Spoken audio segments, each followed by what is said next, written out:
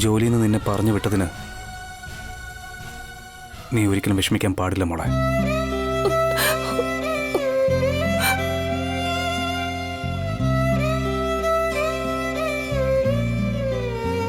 നിന്നെപ്പോലെ കഴിവുള്ള ഒരു ടീച്ചറിനെ നഷ്ടപ്പെടുത്തിയതിന് അവരല്ലേ വിഷമിക്കേണ്ടത്?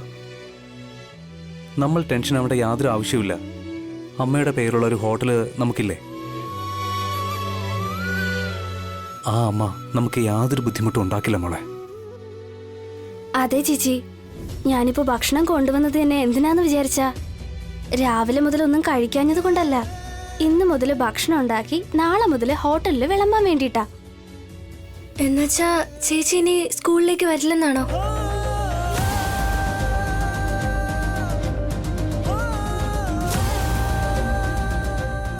രണ്ടുപേരും ഒരു സ്കൂളിലായതുകൊണ്ട് ഇടയ്ക്കിടയ്ക്ക് എന്റെ ക്ലാസ്സിലോട്ട് വരുമായിരുന്നു. ഞങ്ങൾ ഒരുമിച്ചായിരുന്നു ലഞ്ച് കഴിക്കാറുണ്ടായിരുന്നത്. നീ ഒന്നുകൊണ്ട് പേടിക്കേണ്ട മോളെ. ഇത്രയും നാളും ഞാൻ നിന്നെ സ്കൂളിന്റെ ഗേറ്റ് വരെ കൊണ്ടാക്കിയിരുന്നു. പക്ഷെ ഇനി മുതൽ അങ്ങോട്ട് നിന്നെ ക്ലാസ്സിൽ കൊണ്ടാക്കുന്ന കാര്യം ഞാൻ ഏറ്റു. എന്നാ ഒരു കാര്യം ചെയ്, ഇവളുടെ കൂടെ ക്ലാസ് റൂമിൽ പോയിരിക്കെ. എന്താ ശിവാനി പറയുന്നത്? പിന്നല്ലാതെ എന്ത് പറയാനാ? ലക്ഷ്മി എത്ര നല്ല ടീച്ചറാണെന്ന് നമുക്കറിയാലോ. ഇതെല്ലാം ആരോ മനഃപൂർവ്വം ചെയ്യും പോലെയാ എനിക്ക് തോന്നുന്നത്. പോയി ആ പ്രിൻസിപ്പാളിനോട് ചോദിക്കാം. അയാളോട് ചോദിച്ചിട്ട് കാര്യമൊന്നുമില്ല ശിവാനി. നാളെ മുതൽ സ്കൂളിലേക്ക് വരണ്ടാന്ന് പ്രിൻസിപ്പൽ തന്നെയാ എന്നോട് പറഞ്ഞത്. അയാൾ അങ്ങനെ പറഞ്ഞു കരുതി ഇങ്ങനെ കരഞ്ഞോണ്ടിരിക്കാൻ പോവാണോ? വെറുതെ ഒരു കാര്യമില്ലാതെ ആ സ്കൂളിൽ നിന്ന് നിന്നെ ഇങ്ങനെ പറഞ്ഞു വിടേണ്ട കാര്യം എന്താ? നമുക്കൊരു നാട്ടുകൂട്ടം വിളിക്കാം.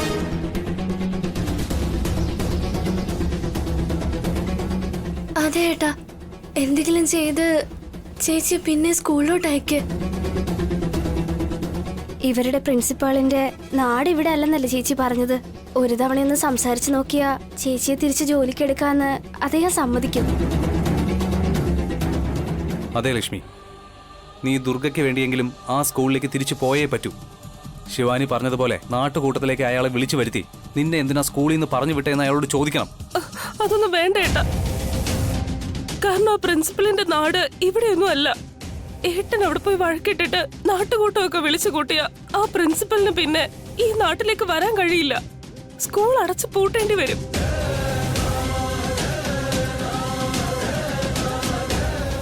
കുട്ടികളുടെ പഠിപ്പെല്ലാം നിന്നു പോകും ഏട്ടാ. ദുർഗയ്ക്കും കൂടി സ്കൂളിൽ പോകാൻ കഴിയില്ല. പിന്നെ ആ പ്രിൻസിപ്പൾ എന്തിനാ നിന്നെ ജോലിയിൽ നിന്ന് പറഞ്ഞു വിട്ടേന്ന് എനിക്കറിയില്ല.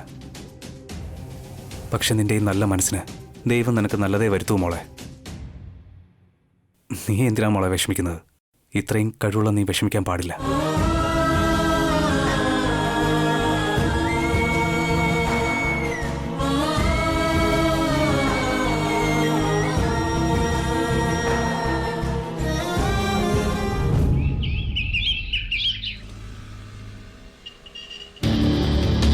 ശിവാനി ഏട്ടത്തിക്ക് അപ്പോയിന്റ്മെന്റ് ലെറ്റർ കിട്ടിയിരിക്കുക. ഈ കാര്യം നിങ്ങൾ അറിയാതിരിക്കാൻ വേണ്ടി ഇവിടെയുള്ളവരാ ലെറ്റർ ഒളിപ്പിച്ചിരിക്കുന്നു. ഇവിടെ നിപ്പോ എനിക്ക് പുറത്തിറങ്ങാൻ പറ്റില്ല. നിങ്ങളോട് ഈ കാര്യം വിളിച്ചു പറയാതിരിക്കാൻ എന്റെ കയ്യിലുള്ള ഫോണ് അവര് പിടിച്ചു വാങ്ങി വെച്ചിരിക്കുക. അതുകൊണ്ടാ ഞാൻ ഈ കത്ത് നിങ്ങൾക്ക് എഴുതുന്നത്.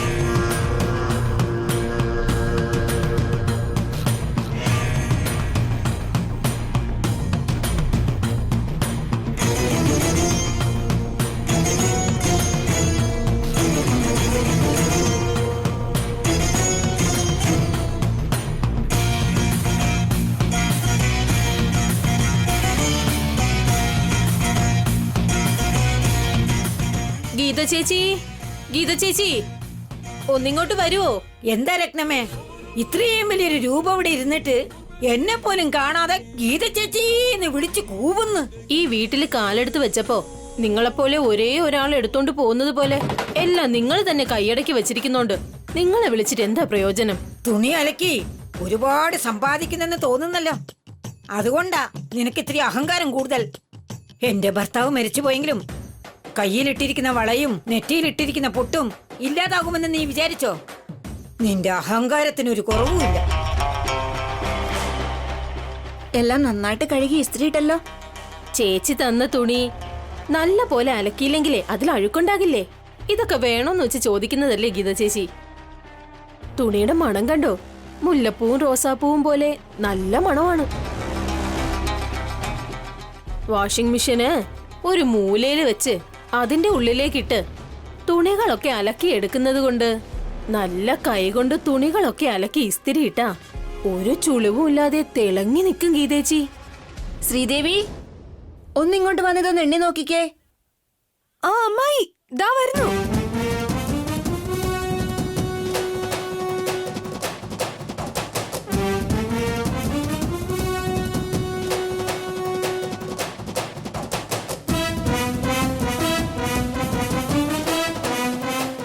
ഇയാളും ഇവിടെ തന്നെ ഉണ്ടല്ലോ. ഞാൻ ഈ കൊടുക്കുന്നത് കണ്ടിട്ട് ദേവേട്ടന് സംശയം തോന്നാതിരുന്നാ മതിയായിരുന്നു.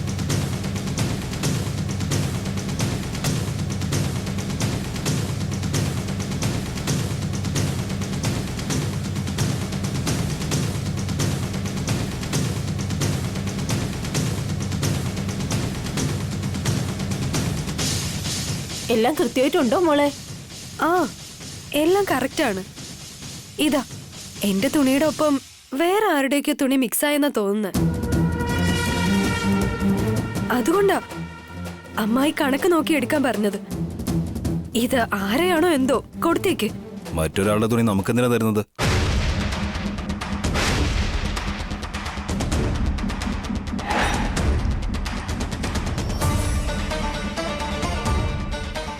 എന്തോ എനിക്കറിയില്ല, അറിയാതെ തന്നതായിരിക്കും. ഏതായാലും തുണി ഞാൻ കൊടുക്കുന്നു. ഞാനൊരു തവണ ഒന്ന് നോക്കട്ടെ.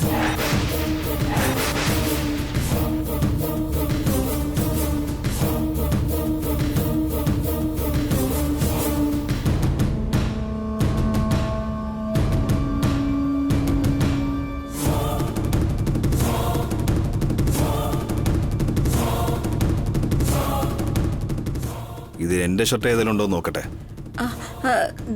ദേവാ മാറിക്കൊടുത്തതായിരിക്കും. അതെന്തിനാ നീ നോക്കുന്നത്? ചെക്ക് ചെയ്യുന്നതിൽ എന്താ തെറ്റുള്ളതമ്മേ? എന്റെ ഏതെങ്കിലും തുണിയുണ്ടോ ഞാനൊന്ന് നോക്കട്ടെ. അയ്യോ, ഏട്ടന്റെ ഷർട്ടിൽ ലെറ്റർ എഴുതി വെച്ചിട്ടുണ്ടല്ലോ. അതെങ്ങാനും ദേവേട്ടൻ കണ്ട എന്റെ കഥ കഴിഞ്ഞു.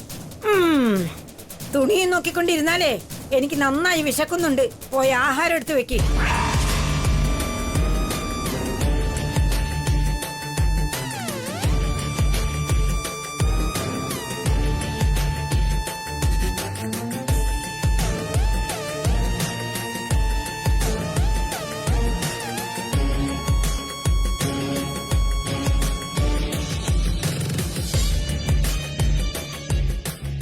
ഇതാരുടെയാ? ഈ തെരുവിന്റെ മൂലയിൽ താമസിക്കുന്ന ശ്രീധരന്റെയാ. ഹേ, അവന്റെ തുണിയെ നീ എന്തിനാടാ തോടുന്നേ?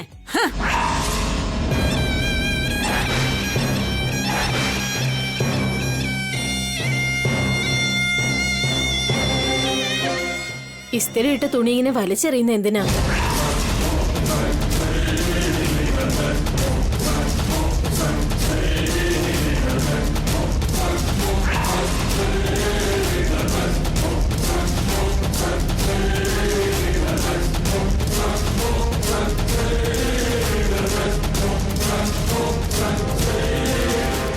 എന്താ നീ കുറുക്കേ വന്ന് നിൽക്കുന്നേ? അങ്ങോട്ട് മാറി നിൽക്ക്.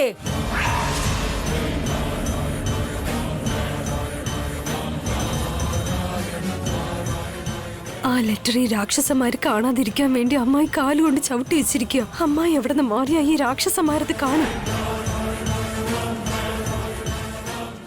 ശ്രീദേവിയുടെ മുഖത്തെ ഭയം കണ്ടിട്ട് ആ പേപ്പറില് എന്തോ ഉണ്ടെന്ന് തോന്നുന്നല്ലോ. ഇവരുടെ കൈ കിട്ടിയാ എന്തു ചെയ്യൂ എന്തോ.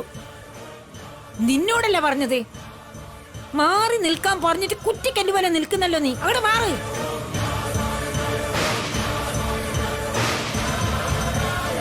എന്താടാ മാറാതെ നിൽക്കുന്നേ? അങ്ങോട്ട് നീങ്ങി നിൽക്ക്.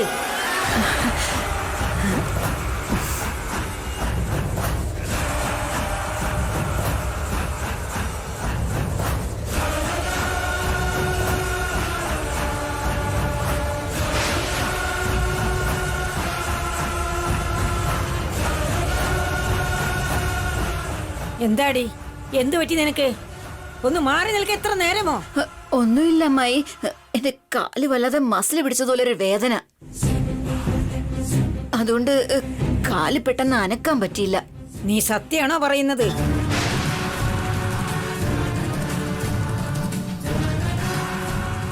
എന്താ മുത്തശ്ശി, എന്തെങ്കിലും സംശയമുണ്ടോ? ഇപ്പൊ ഒന്നുമില്ല. എടി രത്നമേ, ഇനി ഇതുപോലെ മറ്റുള്ളവരുടെ തുണി ഞങ്ങളുടെ വീട്ടിലേക്ക് കൊണ്ടുവരരുത്. ശരി കൊച്ചമ്മേ, അടുത്ത പ്രാവശ്യം നിങ്ങളുടെ തുണി പ്രത്യേകം കെട്ടി തന്നേക്കാം.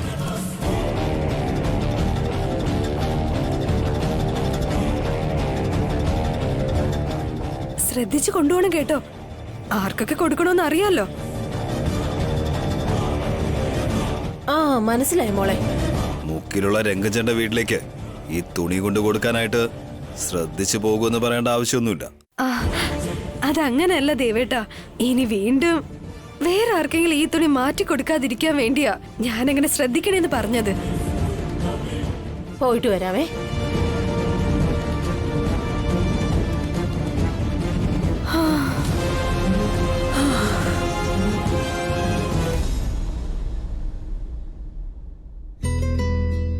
ദുർഗ, ഇപ്പൊ എങ്ങനെയുണ്ട് നിനക്ക്? ഫാൻ കിടന്ന് കറങ്ങുന്നത് പോലെ എന്റെ തല കിടന്ന് കറങ്ങും ഏട്ടത്തി. ബ്രേക്ക്ഫാസ്റ്റ് കഴിക്കാതിരുന്നാ ഇങ്ങനെയൊക്കെ ആയിരിക്കും തോന്നുക. ബ്രേക്ക്ഫാസ്റ്റ് കഴിച്ച പിന്നെ മരുന്ന് കഴിക്കണ്ടേ?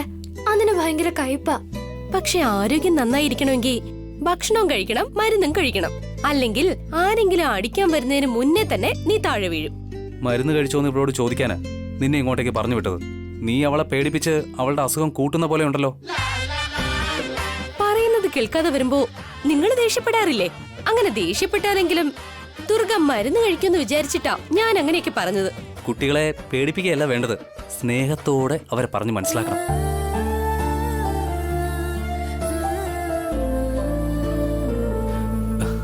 മോളെ ദുർഗ, എന്തെങ്കിലും ഒന്ന് കഴിക്കും മോളെ. ശരി ഏട്ടാ. കണ്ടല്ലോ, ദാ ഇങ്ങനെ വേണം പറയാൻ. ഇങ്ങനെയുള്ള സ്നേഹമൊന്നും എന്നോട് കാണിക്കാറില്ലല്ലോ. അതിനുള്ള അവസരം നീ എനിക്ക് തരണ്ടേ? എന്നെ സംസാരിക്കാൻ സമ്മതിക്കാതെ നീ വാ തോരാതെ അങ്ങ് സംസാരിച്ചുകൊണ്ടിരിക്കുകയല്ലേ. ഇങ്ങനെ സ്നേഹത്തോടെ സംസാരിക്കാൻ പറ്റുന്നില്ലെന്ന് മാത്രമല്ല, പ്രധാനപ്പെട്ട കാര്യങ്ങൾ പോലും നിന്നോട് സംസാരിക്കാൻ പറ്റില്ല. എന്തിനാ ഏട്ടാ രാവിലെ തന്നെ ഏട്ടത്തി വഴക്ക് പറയുന്നേ? പിന്നല്ലാതെ ഇവളുടെ രീതികൾ എനിക്ക് അങ്ങോട്ട് ഒട്ടും ഇഷ്ടപ്പെടുന്നില്ല മോളെ. അപ്പൊ ഞാൻ അത്രയ്ക്ക് സംസാരിക്കുന്നുണ്ടെന്നാണോ? നീ വാ തുറന്നു കഴിഞ്ഞാലേ അതൊന്ന് അടപ്പിക്കാൻ വേണ്ടി ദൈവതമ്പുരാൻ നേരിട്ട് വരേണ്ടി വരും. ഏട്ടാ, ഹോട്ടലിലേക്ക് കൊണ്ടുപോകാൻ പച്ചക്കറി മാത്രം വാങ്ങിയാൽ മതി കേട്ടോ. ഇഡ്ഡലിക്കുള്ള മാവ്, ദോശയുടെ മാവ് ഇതെല്ലാം ഞാൻ ഗ്രൈൻഡറിൽ അരച്ച് റെഡിയാക്കി വെച്ചിട്ടുണ്ട്. ചമ്മന്തി വരെ അരച്ച് എല്ലാം എടുത്തു വെച്ചിട്ടുണ്ട്. ചേച്ചി കൃത്യമായിട്ട് എല്ലാം പറയുന്നുണ്ട്. പക്ഷേ അങ്ങനെ അധികം ചേച്ചി ഹോട്ടലിലേക്ക് വന്നിട്ടില്ലല്ലോ. എന്ന് സ്കൂളിൽ പോകുന്ന ചേച്ചിക്ക് ഇതൊക്കെ എങ്ങനെ അറിയുന്നേ? സ്കൂളിലേക്ക് പോയാലും ഒരു പെണ്ണായതുകൊണ്ട് വീട്ടുജോലി, അടുക്കള ജോലി ഇതെല്ലാം അറിഞ്ഞല്ലേ പറ്റൂ ഗൗരി. ഏട്ടന് നീയും കൂടി ഹോട്ടലിലേക്ക് ഇതെല്ലാം എടുത്തോണ്ട് പോകാൻ നീ ഇതൊക്കെ ഉണ്ടാക്കി വെക്കും. അതൊക്കെ ദിവസവും ഞാൻ കാണുന്നതല്ലേ. ഇന്നിപ്പോ ഞാൻ വെറുതെ ഇരിക്കുകയല്ലേ. ഈ ജോലിയെല്ലാം ഞാൻ നേരത്തെ തന്നെ ചെയ്തു വെച്ചു. ആവശ്യ സമയം വരുമ്പോ നമ്മൾ ഇതൊക്കെ ചെയ്തു പോകും ഗൗരി. പേന പിടിക്കുന്ന ഈ കൈകൊണ്ട് ഹോട്ടലിലെ കാര്യക്കാരിയാവാൻ പറഞ്ഞപ്പോൾ അത് നീ എങ്ങനെ എടുക്കുമെന്നുള്ള കാര്യത്തിൽ എനിക്ക് സംശയമുണ്ടായിരുന്നു. പക്ഷേ ഇതൊക്കെ നീയാ തയ്യാറാക്കിയതെന്ന് പറഞ്ഞപ്പോൾ ജോലി പോയതിന്റെ വിഷമം നിനക്ക് മാറിയെന്നാണ് ഞാൻ ചിന്തിക്കുന്നത്. ഏട്ടൻ കൂടെ ഉള്ളപ്പോ എനിക്ക് ഈ ജോലിയൊന്നും പ്രശ്നമല്ല. ആ കാര്യങ്ങളൊക്കെ ഞാൻ മറക്കും. മോളെ ലക്ഷ്മി, അതിനോടൊപ്പം ഞങ്ങളെയും മറക്ക്.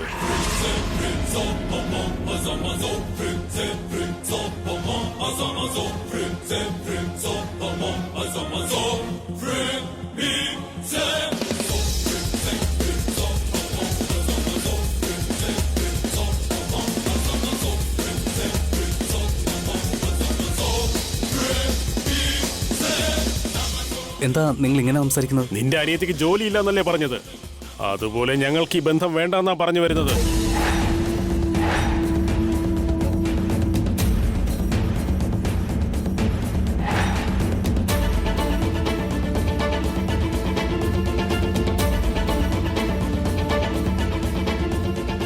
നിങ്ങൾ ഇങ്ങനെ തമാശ പറയാതെ ആദ്യം ഈ കല്യാണം എന്തിനാ നിങ്ങൾ വേണ്ടെന്ന് വെക്കുന്നതെന്ന് പറയും. എന്താ കാരണം? ജോലി നഷ്ടപ്പെട്ടുവെന്ന് ഇദ്ദേഹം ക്ലിയർ ആയിട്ട് പറഞ്ഞത് കേട്ടില്ലേ? അതുകൊണ്ട് എന്റെ സഹോദരിയെ കല്യാണം കഴിക്കാൻ നിങ്ങളുടെ മോന് താല്പര്യമില്ലേ? അവളുടെ ശമ്പളത്തിലായിരുന്നോ നിങ്ങൾ കണ്ണുവച്ചിരുന്നത്? സ്ത്രീധനം ഒന്നും വാങ്ങാതിരിക്കുമ്പോ ശമ്പളമെങ്കിലും ഞങ്ങൾ പ്രതീക്ഷിക്കണമല്ലോ ഗൗതം. എന്താ ശശികുമാർ, നീ എന്താ ഒന്നും സംസാരിക്കാൻ നിൽക്കുന്നത്? കാര്യങ്ങൾ ഞങ്ങൾ തന്നെ വിശദമായിട്ട് ഇങ്ങനെ പറയുമ്പോ അവൻ പ്രത്യേകിച്ച് എന്ത് പറയാനാ? പണമല്ല പ്രധാനം, മനുഷ്യ മനസ്സാണ് പ്രധാനമെന്നാ എൻ്റെ അച്ഛനോടും അമ്മയോടും ഞാൻ പറഞ്ഞു കഴിഞ്ഞു. സ്ത്രീധനം പോലും വാങ്ങാതിരുന്ന എനിക്ക് എന്തോ ഒരു കുഴപ്പമുണ്ടെന്ന് മറ്റുള്ളവരൊക്കെ വിചാരിക്കില്ലേ? സ്ത്രീധനം വേണ്ടാന്ന് പറഞ്ഞപ്പോ നിങ്ങൾ ലക്ഷ്മിയുടെ സ്വഭാവവും അവളുടെ രീതികളൊക്കെ കണ്ടിട്ടാണ് നിങ്ങൾ ഈ കല്യാണത്തിന് തയ്യാറായിട്ട് മുന്നോട്ട് വന്നതെന്ന് വിചാരിച്ചു. പക്ഷെ നിങ്ങളുടെ മനസ്സിൽ എന്റെ സഹോദരി ലക്ഷ്മിയല്ല, അവള് സമ്പാദിക്കുന്ന പണമാണെന്ന് ഇപ്പോ എനിക്ക് മനസ്സിലായി. നിങ്ങൾ വിവാഹാലോചനയായിട്ട് വന്നപ്പോ തന്നെ സ്ത്രീധനം ആവശ്യപ്പെട്ടിരുന്നെങ്കിൽ അത് ഞാൻ എങ്ങനെയെങ്കിലും ഏർപ്പാടാക്കുമായിരുന്നു. ഇവളുടെ ശമ്പളം കണ്ടിട്ടാണ് ഇവര് കല്യാണത്തിന് സമ്മതിച്ചതെങ്കിൽ ഇവരെ ഇനിയും എന്തിനാ ചേട്ടാ മനുഷ്യരായിട്ട് കാണുന്നത്? ഇനിയിപ്പോ പട്ടിണിയാകുമ്പോ ഞങ്ങൾ എന്ത് ചെയ്യും? അതുകൊണ്ട് സ്ത്രീധനം വാങ്ങി തന്നെ ആകണം. അതുകൊണ്ടാ കാശ് സമ്പാദിക്കണമെന്ന് പറയുന്നത്. എനിക്കിപ്പോ ടീച്ചറായി പോകാൻ കഴിഞ്ഞില്ലെങ്കിലും കല്യാണത്തിന് ശേഷം ഞാൻ വേറെ എന്തെങ്കിലും ജോലിക്ക് പോയിക്കോളാം. നിനക്ക് ജോലിയൊന്നും കിട്ടിയില്ലെങ്കിലേ നിന്റെ ചെലവും കൂടെ ഞങ്ങൾ നോക്കണ്ടേ മോളെ?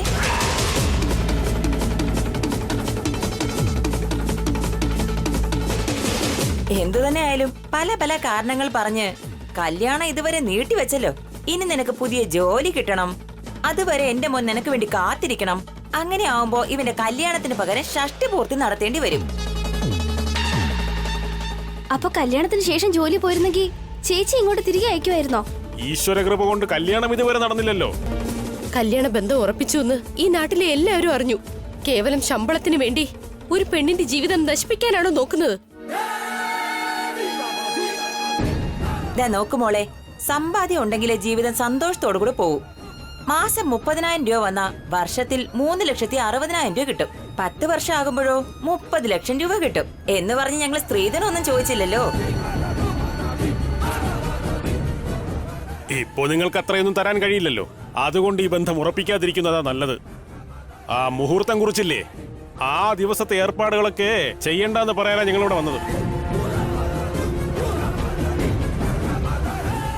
പറയാനുള്ളതെല്ലാം പറഞ്ഞു കഴിഞ്ഞല്ലോ. ഇപ്പൊ ഇവർക്ക് കാര്യം നന്നായി മനസ്സിലായിട്ടുണ്ടാവും. വാ ചേട്ടാ, നമുക്ക് പോവാം. ഒരു മിനിറ്റ് ഒന്ന് നിൽക്കമ്മേ. നീ പറയൂ ലക്ഷ്മി.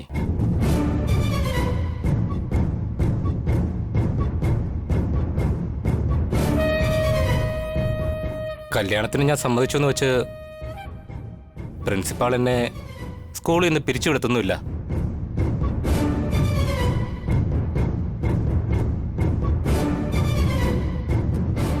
നീ ഇനി സോറി ഒന്നും പറയാൻ നിൽക്കേണ്ട മോനെ.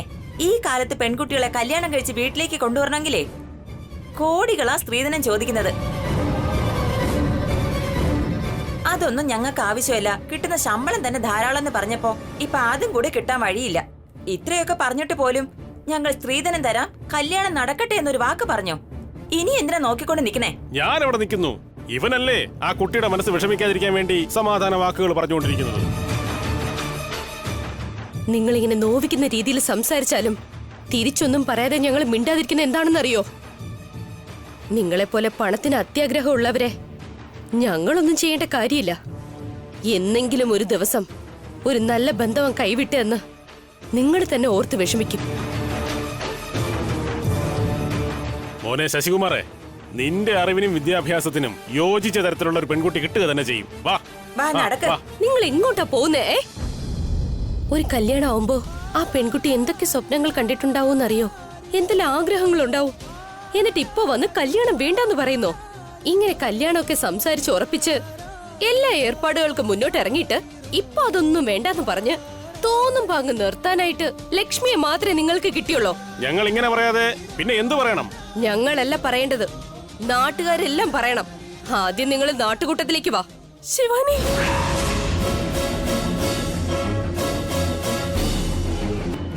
കല്യാണ തീയതിയും കുറിച്ചിട്ട് അവസാന നിമിഷം കല്യാണം വേണ്ടെന്ന് വെച്ചാ നാട്ടുകൂട്ടം തന്നെ നിങ്ങൾക്ക് നല്ല ബുദ്ധി പറഞ്ഞു തരും.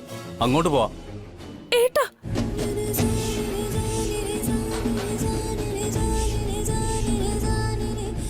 അവർക്ക് ഈ കല്യാണമേ വേണ്ടെന്ന് പറഞ്ഞ സ്ഥിതിക്ക് ഇനി നാട്ടുകൂട്ടത്തിലൊക്കെ പോവേണ്ട ആവശ്യം എന്താ ഏട്ടാ?